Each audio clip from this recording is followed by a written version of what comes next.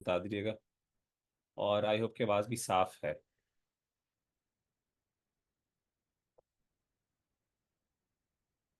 जी।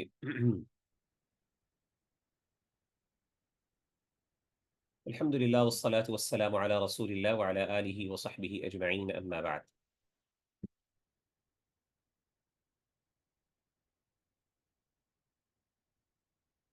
हमने अपने last session में बात की थी उस असातिज़ा से इल्म हासिल करने के हवाले से, और उसकी इम्पोर्टेंस के हवाले से भी हमने बात की थी। फिर इसी तरीके से कुछ हमने मेथडोलॉजी के हवाले से भी डिस्कस किया था कि किस तरीके से हमें सबसे पहले प्राइमर किताब से स्टार्ट करना चाहिए, फिर आहिस्ता आहिस्ता प्रोग्रेस करने की हमें ज़रूरत है, और किस तरीके से हम अपनी नॉलेज को इंक्रीज कर सकते हैं या उसके ऊपर बिल्ड अप कर सकते हैं। उस पर हमने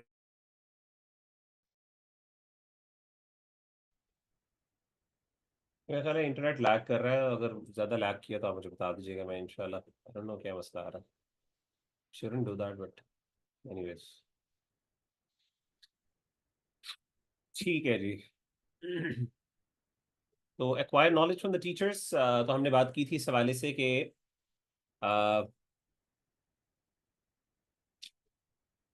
और इसके बेनिफिट्स के हवाले से भी हमने कुछ बात की थी कि इट सेव्स टाइम।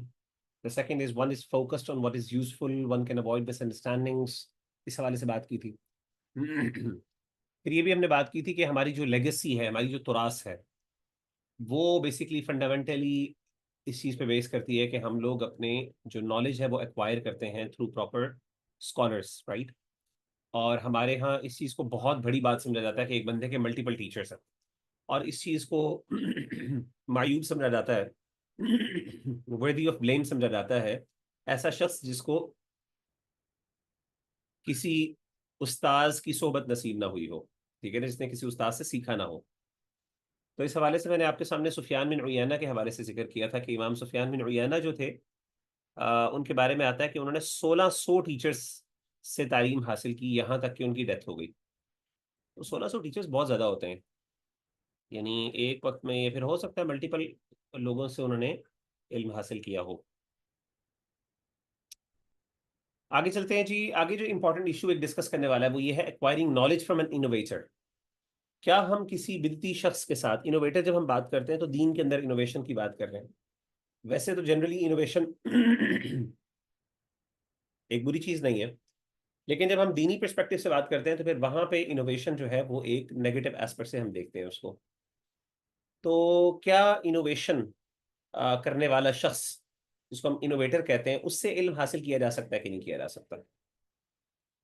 तो जनरली जो मुसन्निफ रहमहुल्लाह की ओपिनियन है, और हमारे यहाँ मेन स्ट्रीम ओपिनियन यही है कि एक इनोवेटर या बिदती शख्स है जो किसी बिदअत की वजह से मारूफ हो चुका है, या किसी ऐसी स्कूल ऑफ थॉट के साथ वो एसोसिएटेड है जो बिदती स्कूल ऑफ थॉट है। जैसे हमारे यहाँ मुअतज़िला थे, क़दरिया थे, जहमिया थे, इस तरह के जो बिदती स्कूल ऑफ थॉट्स थे। कोई ऐसा बंदा जो इस तरह के किसी स्कूल ऑफ थॉट के साथ एसोसिएटेड है, तो ऐसे बंदे से जो है ना इल्म हासिल करना वो दुरुस्त नहीं है, या उस बंदे को सोर्स ऑफ नॉलेज बनाना ठीक नहीं है। इस हवाले से वो इमाम ज़हबी रहमहुल्लाह तआला अन्हु का एक कॉल कॉल नकल करते हैं। वो फरमाते हैं, do not seek knowledge from four types of people: unwise, who openly expresses lack of wisdom even if he is known for quoting from the resources. Unwise आदमी, एक शख्स जिसके पास हिकमत नहीं है। आपको पता है कई लोग होते हैं माशाल्लाह उनके पास इल्म बहुत होता है, लेकिन उनको ये पता नहीं होता कि अपने इल्म को इस्तेमाल किस तरह करना है और कहाँ पे करना है, क्या बात कहाँ पे करनी है, उनको इस बात का पता नहीं चलता। और बाज़ औक़ात वो बड़ी ऐसी बातें मेंशन कर जाते हैं पब्लिक स्पेस के ऊपर जिसकी वजह से फितना फैलता है, अगर जो बातें ठीक होती हैं। तो विजडम का मतलब ये है कि using your knowledge in the right way at the right time at the right place, right.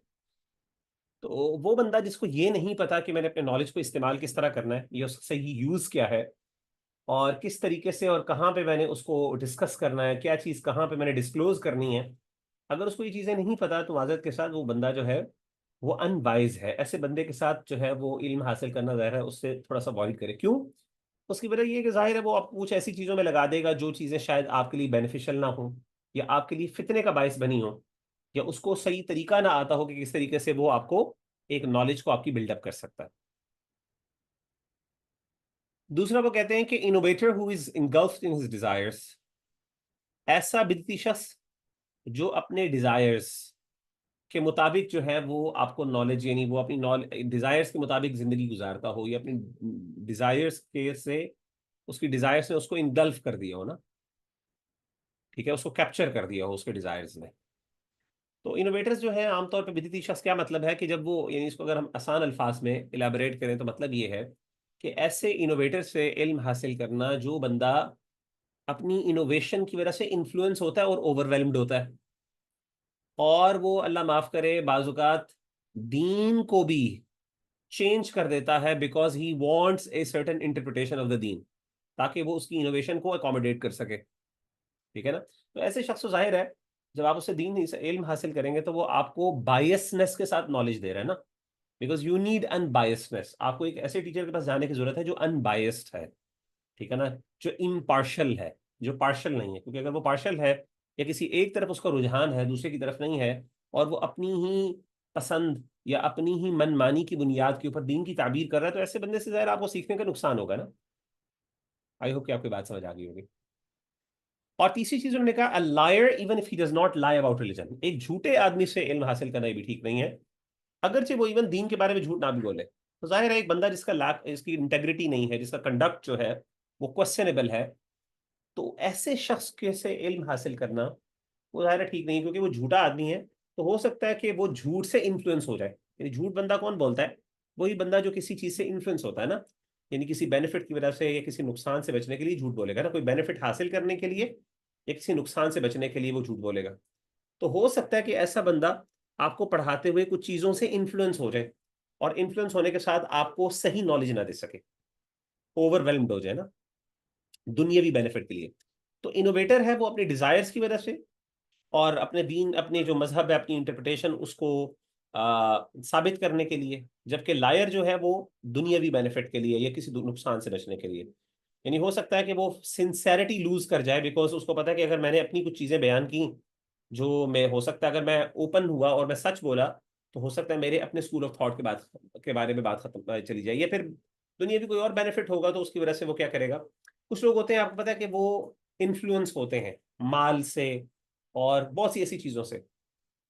तो ऐसा बंदा जो झूठा है, जाहिर है वो बंदा किसी न किसी वजह से इन्फ्लुएंस हो रहा है, तो ऐसे शख्स से भी इल्म हासिल है। तो ये तीन बड़ी अहम बातें उन्होंने की, अनवाइज, इनोवेटर और लायर, झूठा। ये तीन शख्स से इल्म ही हासिल करना चाहिए। इमाम ज़हबी रहमतुल्लाह तआला अन्हु का कौल है। अच्छा, एक और उन्होंने स्टेटमेंट कही, सॉरी ये वन पे आ गया, ये बेसिकली फोर्थ है, ये बेसिकली फोर्थ स्टेटमेंट है उनकी। चौथा आदमी शख्स, ये देखें ना, फोर टाइप्स ऑफ पीपल। तो चौथा शख्स कौन है? A righteous one who often forgets what he speaks about. हाँ, ये भी बहुत इंपॉर्टेंट बात है। एक नेक आदमी जो अक्सर भूल जाता है। तो ऐसा शख्स जो भुलक्कड़ है, जो भूल जाता है अक्सर चीजों को, और खास तौर पे ऐसी चीजों को जो वो बता रहा है या जिसके बारे में बात करता है, बात करके भूल जाता है, तो ऐसे शख्स से भी आप इल्म हासिल ना करें। जाहिर है इसका नुकसान आपको ये होगा कि हो सकता है कुछ चीजें ऐसी हों जो आपको बयान कर रहा हो, और उसकी यादाश्त की कमजोरी की वजह से आपको गलत चीज बता दे। ठीक है ना, मेमोरी की वीकनेस की वजह से आपको सही, क्योंकि ऑब्वियसली जो मर्जी कर लें, आप किताब भी सामने रखी हो, नोट्स भी सामने रखे हो, बहुत सी बातें आपको जो है वो, जब आप डिस्कशन कर रहे होते हैं, एक्सप्लेन कर रहे होते हैं, बहुत सी चीजें आपको अपनी तरफ से भी बयान करनी पड़ती हैं, अपने हाफजे से बयान करनी पड़ती है ना। नॉट नेसेसरली कि बस आपने पढ़ना ही है, रीडिंग करनी है, नॉट नेसेसरली। तो ऐसे शख्स को जो है डेफिनेटली आप उससे इतना रिलाई नहीं कर सकते, क्योंकि we are expecting a teacher. आप कोई किताब नहीं पढ़ रहे, आप टीचर से आप इल्म हासिल कर रहे हैं ना। तो टीचर का काम ये है कि वो आपको नॉलेज जो किताब से ऊपर की है, एक्स्ट्रा नॉलेज है, जहां पे किताब जो चीजें आपको पूरा बेनिफिट नहीं दे सकती, वहां पे वो आपको बेनिफिट दे। आगे चलते हैं जी। साइंस ऑफ एन इनोवेटर को भी उन्होंने जिक्र किया। साइंस ऑफ द इनोवेटर का क्या है? वो कहते हैं lacking the right belief system, जाहिर अकीदे में कमी है। दूसरा ये engagement in excessive innovation and baseless matters. ठीक है, following one's desires and calling it logic and reasonable, अपनी मर्जी मनपसंदी ताबीर जो है, मनपसंद ताबीर को लॉजिक कहना और रीजनेबल कहते हैं। ये तो देखो कॉमन सेंस वाली बात है, देखो मैं लॉजिकल बात कर रहा हूँ, उस समय लॉजिकल नहीं होती, वो उसकी अपनी एक ताबीर होती है, अपनी इंटरप्रिटेशन होती है, जिसको वो लॉजिक बना के पेश कर रहा होता है। और चौथी चीज क्या है? Avoiding the textual evidences of शरिया। जो नुसूस जो है, इसके लिए वर्ड इस्तेमाल होता है नुसूस का। नुसूस किसको कहते हैं? नस कहते हैं टेक्सुअल एविडेंस को। नस कहते हैं टेक्सुअल एविडेंस को, और इसकी प्लूरल है नुसूस। यानी कुरान और सुन्नत के जो टेक्सुअल एविडेंसेस हैं उनको वो अवॉइड करता है, और ज्यादातर कील वकाल पे रिलाई करता है। कील वकाल का मतलब क्या है? कि फलां ने ये कहा, फलां ने ये कहा, फलां ने कहा। और एक्चुअल जो सोर्सेज है, जो नॉलेज के सोर्स है कुरान और सुन्ना, उसको वो ज्यादा वो रिलाई नहीं करता, क्योंकि उनको जब कोट करेगा तो हो सकता है बहुत सी चीजें उसके अपने खिलाफ जा रही हों, तो वो अपने ही पसंदीदा या मनपसंद के जो स्कॉलर्स हैं उनको कोट कर दी, फलां ने ये कहा, फलां ने ये कहा, फलां ने कहा। भाई ठीक है, फलां ने कहा होगा, बहुत इंपॉर्टेंट बात है, अच्छी बात है, एक आलिम की बात भी इंपॉर्टेंट है, लेकिन बहरहाल कुरान और सुन्नत असल सोर्स है, हमने उस पर ही डायरेक्टली रिलाई करना है। पांचवी चीज क्या है, relying on weak reports rather than authentic. हाँ, ये भी एक निशानी है कि आमतौर पर जाहिर इनोवेटर्स जो हैं, जब उनको एविडेंस चाहिए, कोई बंदा भी दीन के बारे में कोई भी बात करेगा तो कोई ना कोई एविडेंस तो उसको पेश करना पड़ेगा ना। तो अब वो एविडेंस कहाँ से पेश करेगा? अब वो इनोवेटेड चीज है, वो जाहिर वो दीन की दुरुस्त चीज नहीं है, तो अब वो अगर कहाँ से लेके आएगा वो सारा कुछ? ज्यादातर उसकी जो रिलायंस होगी वो किस पर होगी? वो अनऑथेंटिक नॉलेज के ऊपर होगी, वीक रिपोर्ट्स के ऊपर होगी, बजाय ये कि वो ऑथेंटिक नॉलेज के ऊपर रिलाई करे। जी, अब तक कोई इस बारे में सवाल कोई ऐड करना चाहे? चले अगली भी स्लाइड पढ़ लेते हैं, उसको देख लेते हैं, उसके बाद इंशाल्लाह डिस्कशन कर लेते हैं। हाँ, इब्न उथैमीन रहमहुल्लाह ताला, acquiring knowledge other than what he is misguided. अच्छा, ये एक बड़ा सवाल है कि ठीक है, ये तो जनरली एक बंदा जो इनोवेटर है, जो यानी बिदती शख्स है, बिदत के अंदर शिकार, बिदत का शिकार है, तो ऐसे बंदे से इल्म हासिल नहीं करना चाहिए। लेकिन ऐसा शख्स, मिसाल के तौर पे, अगर वो किसी और साइंस में एक्सपर्ट है, किसी और नॉलेज में एक्सपर्ट है, तो क्या उससे वो इल्म हासिल किया जा सकता है? मिसाल के तौर पे एक बंदा है, इनोवेटर है, आमतौर पे इस तरह के लोग जो होते हैं वो अरबिक लैंग्वेज के अंदर बहुत अच्छे होते हैं, फॉर एग्जाम्पल। बल्कि मैं आपको इंटरेस्टिंग बात बताऊं कि मेजोरिटी जो हमारे बड़े बड़े ग्रामेरियंस गुजरे हैं ना, जो लैंग्वेज के स्कॉलर्स गुणे हैं, मेजोरिटी बड़े बड़े, जो इन्होंने कोई ना कोई नाम कमाया है, अक्सर औकात वो अपने अकीदे में, अपने बिलीफ सिस्टम के अंदर काफ़ी ज़्यादा प्रॉब्लम्स का शिकार थे, यानी उनमें बिदआत पाई जाती थी। और हमारे एक उस्ताद हैं, वो बड़ी एक अच्छी बात करते थे, वो कहते थे कि अगर आप नोट करें, गौर करें, तो आमतौर पे जो बिदती शख्स है ना, वो इन चीज़ों में बहुत अच्छे होते हैं, अरबिक लैंग्वेज, ग्रामर और लिंग्विस्टिक एनालिसिस में। उसकी बहुत बड़ी वजह ये होती है कि जाहिर है कुरान और सुन्नत पे तो रिलाई नहीं कर सकते, वो कुरान और सुन्नत उनके खिलाफ होता है ना, जाहिर है वो बिदत के खिलाफ ही कुरान और सुन्नत बोलेगा। तो अब होता ये है कि वो करते क्या है कि वो फिर अब अपनी एविडेंसेस जब उन्होंने निकालने हैं, या अगर उन्होंने अपनी इंटरप्रिटेशन करनी है, तो जाहिर आपको, तो वो फिर क्या करते हैं, लैंग्वेज का सहारा लेते हैं कि देखो लैंग्वेज में ये है, इसके अंदर ये डिटेल्स हैं, ये इंट्रिकसीज हैं, ये सोफिस्टिकेशन है, मतलब इस तरह की चीजें बयान करके न्यूएंसेस का सहारा लेते हैं, लताइफ का सहारा लेते हैं। तो सवाल ये पैदा होता है कि अगर कोई ऐसा टीचर है, तो क्या हम उससे लैंग्वेज सीख सकते हैं? चले हम उससे अकीदा नहीं पढ़ते, हम कुरान और हदीस नहीं पढ़ते, क्योंकि वो वहां पे इन्फ्लुएंस होगा, वो अपने स्कूल ऑफ थॉट की तरफ ही गाइड करेगा। तो वो सवाल ये पैदा होता है, क्या हम उससे knowledge other than that in which he is misguided, क्या हम उससे वो इल्म हासिल कर सकते हैं कि नहीं कर सकते? तो इब्न उथैमीन रहमहुल्लाह ताला ने इस पर डिस्कशन की है, जो इस किताब की शरह लिखी है उन्होंने। वो फरमाते हैं कि दो चीज़ें, वो कहते हैं जनरली एडवाइजेबल नहीं है, इट इज़ नॉट रिकमेंडेड। क्यों? वो कहते हैं दो रीजन की। The first is the teacher himself think that he is right.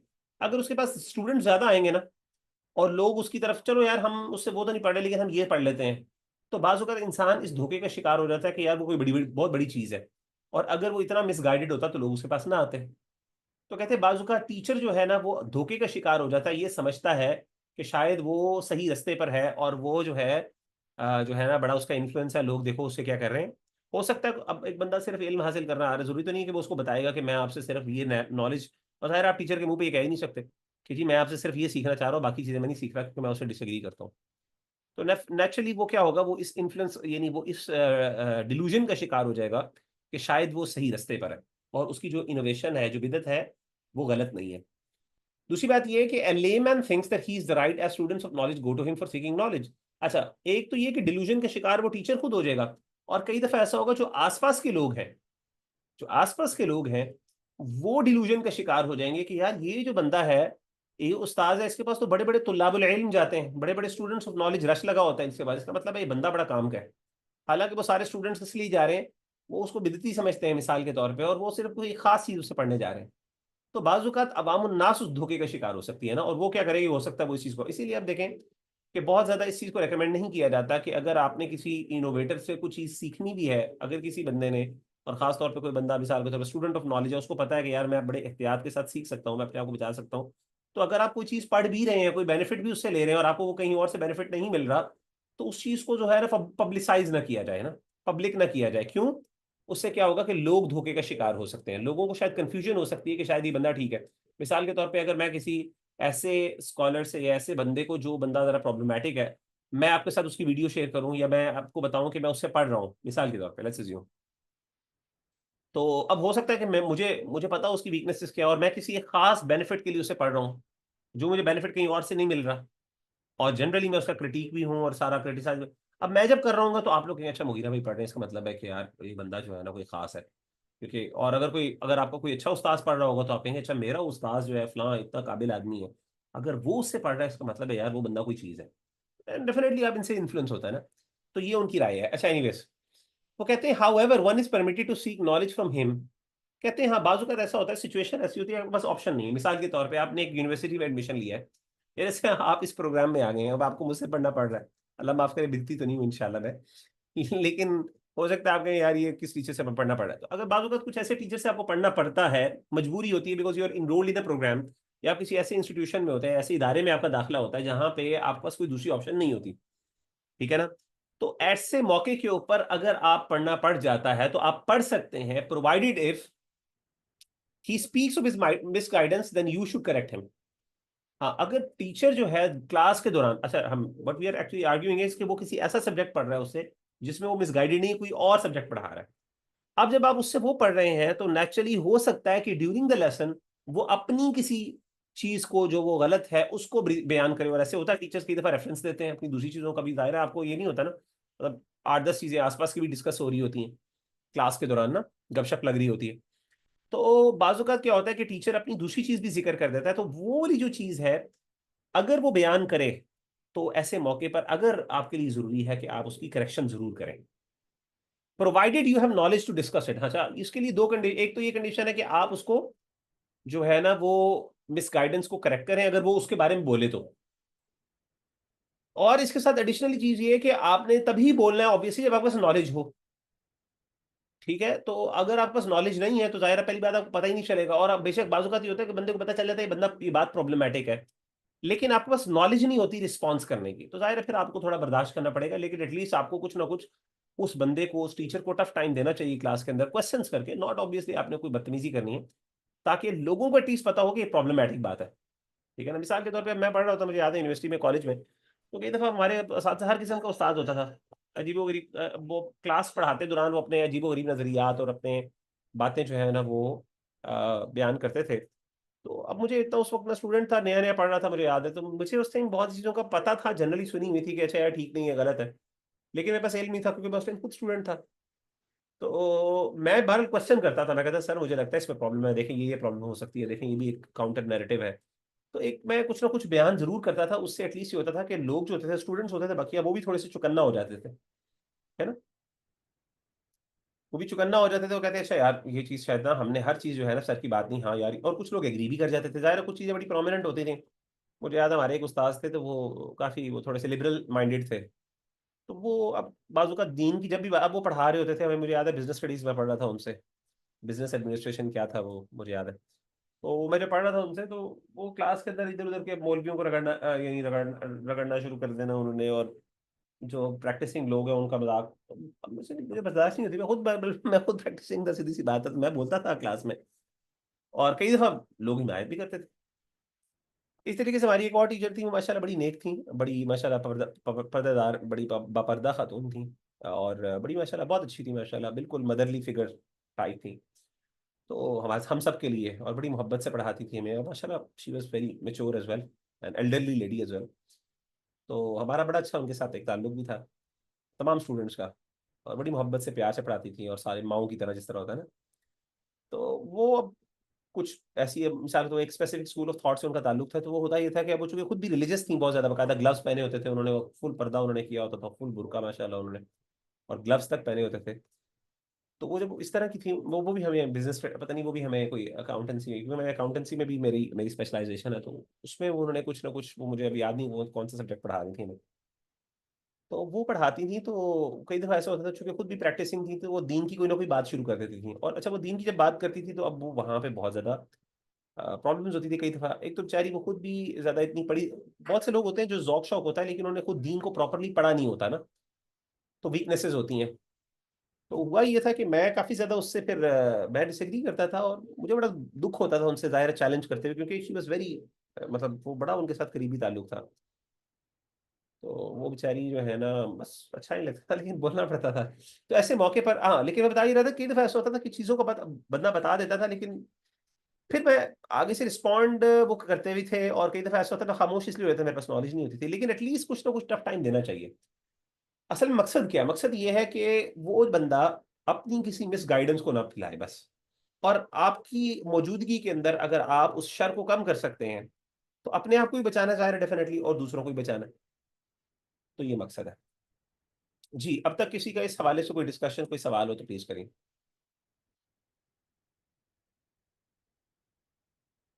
हाँ जी।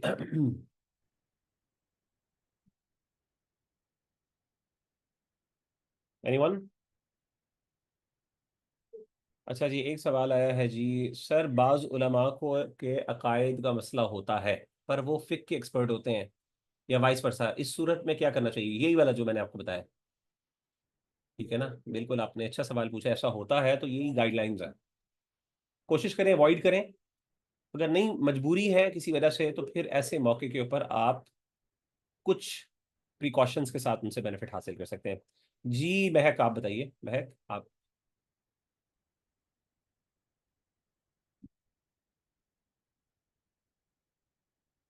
महक, मैंने आपको अनम्यूट कर दिया। आप बोल सकती हैं, पता नहीं क्यों। Yes sir, thank you sir. मुझे ये कहना था कि ये इस तरह टीचर को चैलेंज करने के लिए या किसी चीज़ से मतलब अगर आपको हो के अंदाजा हो कि हम्म। ये सही बात नहीं हो रही, तो आपके पास भी नॉलेज होनी चाहिए ना कहने के लिए कह रहा है अल्टीमेटली इंसान फॉलो ही करेगा ना। तो हाँ नॉर्मली डेफिनेटली। यूनिवर्सिटीज में तो बच्चों का वैसे इस तरह से इतना इल्म होता नहीं है इन हवालों से। नहीं नहीं, ठीक है, बिल्कुल सही कह रही हैं आप। तो नॉलेज वो शर्त है, वो कंडीशन है। विदाउट नॉलेज नहीं आपने बात करनी। तो वो तो मैंने बताया ना कि वो with the condition that you have knowledge of. तो चैलेंज नहीं करना चाहिए। अगेन द बेटर इज चूंकि वो थोड़ा सा, मैंने कहा ना, टफ टाइम दें। टफ टाइम का मतलब ये कि क्वेश्चन करें, तो सवाल जरूर करते हैं, सवाल उठाएं जरूर।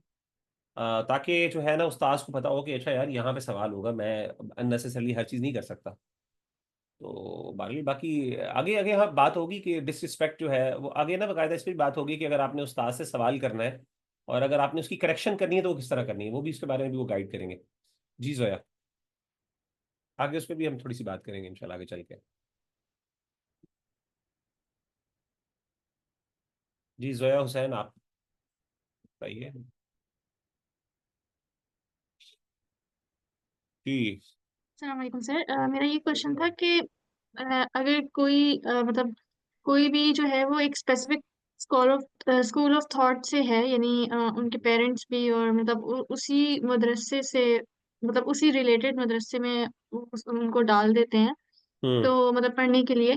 तो ये मतलब ये किस तरह पता चलेगा कि फलां स्कूल ऑफ थॉट जो है में ये वाली चीजें जो हैं वो हो सकती हैं, खराबी हो सकती है, मतलब क्योंकि बैकग्राउंड भी ऐसा, और फिर मतलब एक वही उसी में चल रहे हैं ना। पता नहीं मेरा अच्छा सवाल सवाल आपने ये समझा सकी हूँ कि नहीं मैं। ये अब आप अपने फिक के उस्ताद से पूछिएगा। ये सवाल फिक से मुताल्लिक है। बल इसके हवाले से मैं आपको एक किताब दूंगा, रेकमेंड करूंगा, आप लोग वो किताब जरूर देखिएगा। वो किताब बहुत अच्छी किताब है। वो है डॉक्टर बिलाल फिलिप्स की किताब है। हाफिज़हुल्लाह, is a scholarly person, convert scholar. और उनकी किताब का नाम है एवोल्यूशन ऑफ फिक्ह। ये इंग्लिश में इसका तर्जमा हो चुका, ये इंग्लिश में लिखी है बेसिकली उन्होंने, और गालिबा इसका उर्दू तर्जमा भी हो चुका है। लेकिन इट्स अ ब्यूटीफुल बुक। और इस बुक के अंदर आपको तमाम स्कूल्स ऑफ थॉट की जो है ना हिस्ट्री, और किस तरीके से हम इस प्रॉब्लम को रिजॉल्व कर सकते हैं, और हमारा क्या ओपिनियन होना चाहिए, वो किताब पढ़ें आप इंशाल्लाह, उसमें आपको गाइडेंस मिल जाएगी। जनरली ऑब्वियसली एक बंदा जो बच्चा है, उसको पता ही नहीं है, उसको जब उसके वालिदैन एक school of specific school of thought में डालेंगे, तो डेफिनेटली वो तो इन्फ्लुएंस होगा ना। तो ये तो दूसरी राय नहीं है कि वो इन्फ्लुएंस ना हो सके।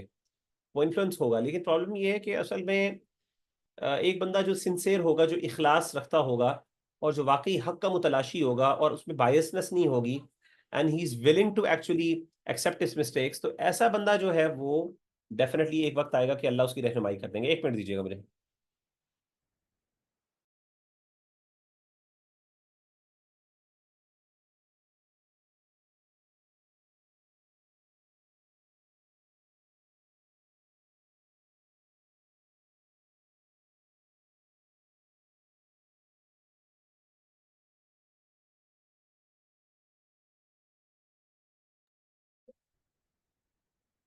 जी महक, आप कुछ कहना चाह रही हैं?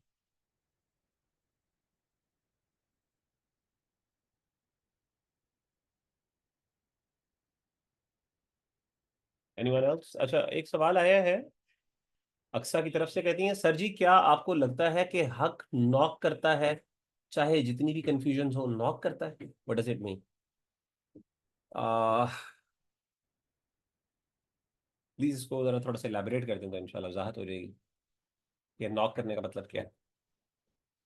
अच्छा जी, व्हाटएवर द केस इज, मोटा मोटा आपके साथ है, वही किताब जरूर पढ़िएगा जी। ये किताब जो है बड़ी अच्छी है, खासतौर पे हमारे यहाँ जो आपका जैसे ये हमारे यहाँ, बल्कि आपने पढ़ी होगी, आई डोंट नो, आप पढ़ रहे होंगे, एवोल्यूशन ऑफ फिक, तारीख फिक पढ़ रहे होंगे ना आप लोग। अगर आप लोग ये सब्जेक्ट पढ़ रहे हैं तारीख फिक जो है, तो वो यही सब्जेक्ट है। तो तारीख फिक अगर आप नहीं पढ़ रहे, हाँ बस ठीक है, अगर आप लोग पढ़ रहे हैं तो यही सब्जेक्ट है वो। ये बेसिकली जो तारीख फिक है ना, वो बेसिकली एवोल्यूशन ऑफ फिक किसे कहते हैं। तो बहरहाल आप खुद भी पढ़ा करें, जो आपको जो क्लास के अंदर पढ़ाया जाता है वो भी करें, खुद अपनी भी रीडिंग रखें। तो इस हवाले से जो मैंने आपको किताब बताई है ना, वो किताब बहुत अच्छी है। और वो कौन सी है?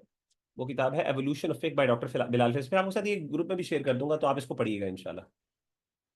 तो बाकी जनरली मैंने आपको बताया कि बंदा डायरेक्टली इन्फ्लुएंस तो होता है, लेकिन अल्टीमेटली अगर एक बंदा सिंसियर है, क्योंकि कुरान मजीद में देखें अल्लाह ताला ने क्या बात की, अल्लाह ने कहा वल्लज़ीना जाहदू फीना लनहदियन्नहुम सुबुलना।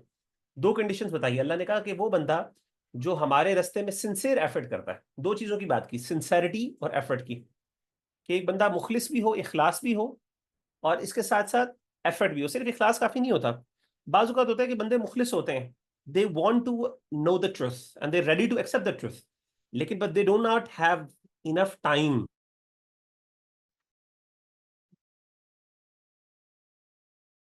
सॉरी जी, वो इंटरनेट का थोड़ा सा मसला हो रहा है। तो मैंने आपको बताया कि एक दफा होता ये कि कुछ लोग जो है वो सच्चाई को जानना चाहते हैं, और वो सिंसियर भी होता है, लेकिन होता ये है कि they are not ready to spend the time for it ना, वो उसके लिए एफर्ट करने के लिए तैयार नहीं होते, या उसके पास उनका एफर्ट करने का उनके पास मौका नहीं होता। तो ऐसे बंदे को जाहिर है अल्लाह क्या गाइड।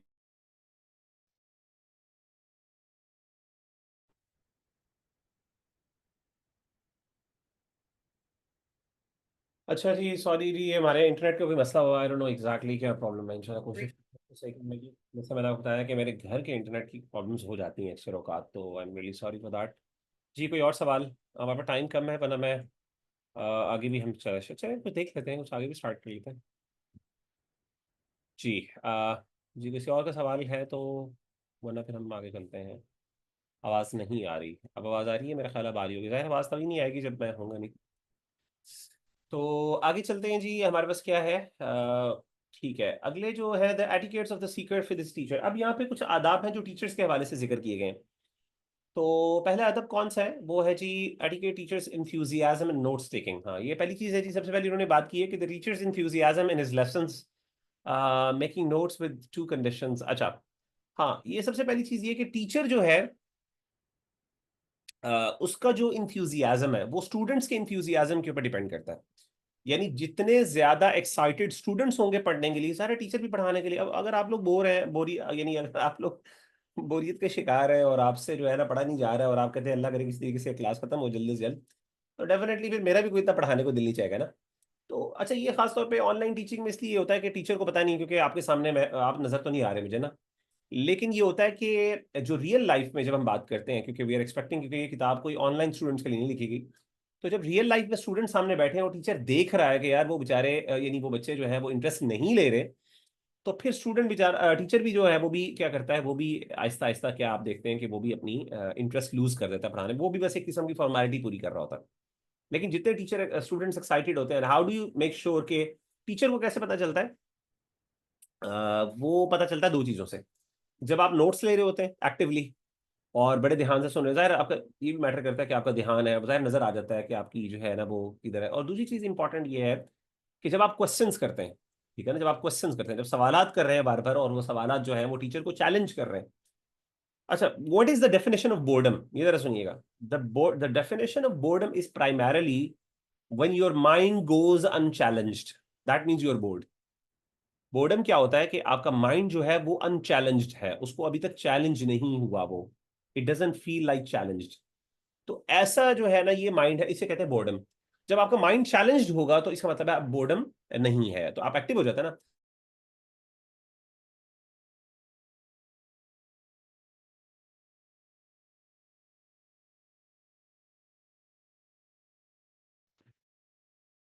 चलिए, अस्सलाम वालेकुम। मेरा ख्याल है हमारा जो क्लास जो है ना वो बहुत ज़्यादा डिस्टर्ब हो रही है और हमारे पास 2 मिनट रह गए हैं। तो let's call it a day इंशाल्लाह, और अपनी यहाँ पे क्लास को जो है कंक्लूड करते हैं इंशाल्लाह। और बकिया जो है फिर इंशाल्लाह रिज्यूम करेंगे। आई ट्राई माय बेस्ट कि अगली बार जो है ना वो इंटरनेट की थोड़ी फैसिलिटी बेहतर हो। तो इंशाल्लाह कोई सवाल है तो कर लें, वरना हम इंशाल्लाह इसको क्लास को कंक्लूड कर रहे हैं बिस्मिल्लाह।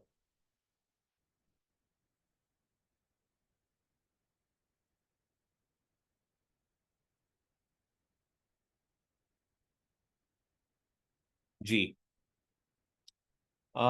मिराल, आप कोई सवाल करना चाह रही हैं? महक, आप कुछ?